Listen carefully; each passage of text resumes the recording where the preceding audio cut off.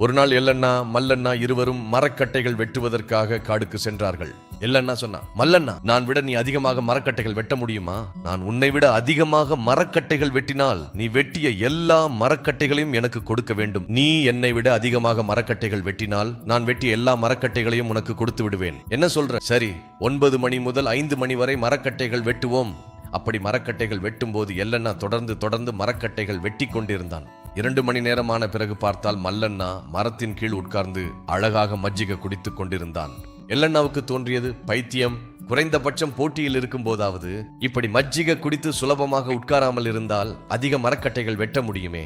தோல்வி அடைவோனின் பண்புகள் இவையா இருக்கும் என்று சொல்லி அவன் மட்டும் தொடர்ந்து வெறித்தனமாக வெட்டி கொண்டே இருந்தான். எல்லண்ணா சாப்பாடும் செய்ய முடியவில்லை. ஆனால் மல்லண்ணா அமைதியாக உட்கார்ந்து தானே கொண்டு வந்த பந்தியை திறந்து நன்றாக சாப்பிட்டு மீண்டும் கொண்டு வந்த மஜ்ஜிகை குடித்து மிகவும் சந்தோஷமாக உட்கார்ந்து அதற்கு பிறகு வந்து வேலை செய்து கொண்டிருந்தான்.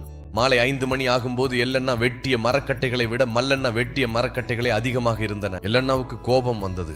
ஏனென்றால் குளிர்ந்த தண்ணீரும் குடிக்காமல் தொடர்ந்து மரக்கட்டைகள் வெட்டினான். மதிய சாப்பாடும் செய்யாமல் மிகவும் கஷ்டப்பட்டான். இவ்வளவு கஷ்டப்பட்ட பிறகு இறுதியில் பார்த்தபோது தன்னை விட மல்லண்ணா அதிகமாக மரக்கட்டைகள் வெட்டி இருப்பதை பார்த்து அந்த கோபத்தை தாங்க முடியாமல் ஏதோ அநியாயம் நடந்து விட்டது.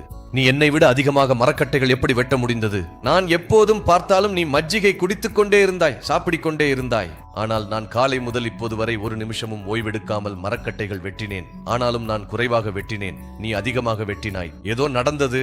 எல்லண்ணா, சாப்பிடுவது பார்த்தாய், மஜ்ஜிகை குடிப்பது பார்த்தாய். ஆனா நான் மஜ்ஜிகை குடிக்கும் போது நான் என்ன செய்தேன் என்று நீ பார்க்கவில்லை. என்ன செய்தாய்? நான் என் அறிவாளுக்கு பதினு வைத்துக் கொண்டிருந்தேன். நீ மஜ்ஜிகை குடிப்பதை பார்த்தாய். ஆனா என் அறிவாளுக்கு பதினு வைப்பதை மட்டும் நீ பார்க்கவில்லை. நீயோ மந்தமான அறிவாளை பிடித்து அடிக்கடி அடித்து உட்கார்ந்திருந்தாய். நானோ கூர்மையான அறிவாளை எடுத்துக்கொண்டு ஒரே அடியில் அந்த கட்டை பிரித்து விடுவேன். நீயோ 4 தடவைகள் அடிக்க வேண்டி வந்தது. அப்போ என்ன ஆயிடுச்சு? நீ 4 தடவைகள் அடித்தாலும் ஒரு கட்டை கிடைக்கும். எனக்கு 4 அடிகளுக்கு 4 கட்டைகள் கிடைக்கும். நான் எப்போதும் என் அறிவாளை கூர்மையாக்கி கொண்டிருந்ததால் தான் வெற்றி பெற முடிந்தது. நாம் எப்போதும் ஆண்டவராகிய இயேசு கிறிஸ்துவின் சந்நிதியில் நம் ஆன்மீக வாழ்க்கையை கூர்மையாக்கி கொண்டால் நம் வாழ்க்கையில் வெற்றி பெற முடியும்.